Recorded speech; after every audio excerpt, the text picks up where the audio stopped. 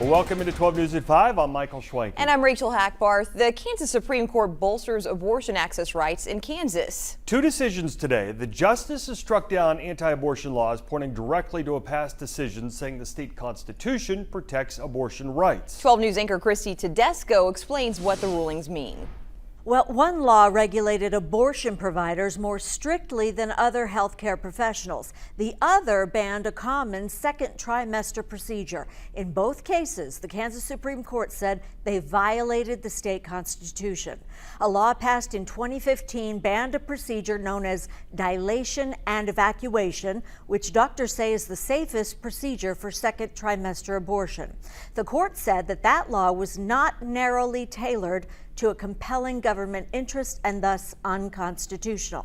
The other law from 2011 created a new licensing requirement for abortion providers. The court said that too violated our constitutional protections. Both of the cases that had decisions today were not brand new. These have been around for a while. And so the nice thing for us is that care continues as it had been. Both rulings cited a 2019 decision which found the state constitution's right to personal autonomy included the right to abortion access. That was bolstered by Kansas voters in 2022 when they rejected a proposed amendment that would have explicitly declared an abortion is not a fundamental right. The ruling suggests the Republican-controlled legislature is facing stricter limits on regulating abortion than GOP lawmakers might have thought.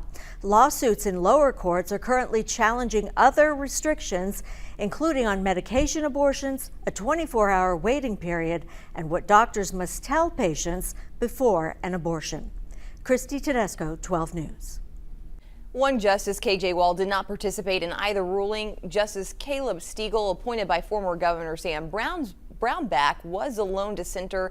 Stegall said the majority's decision could affect a massive swath of health and safety regulations outside of abortion. All right, let's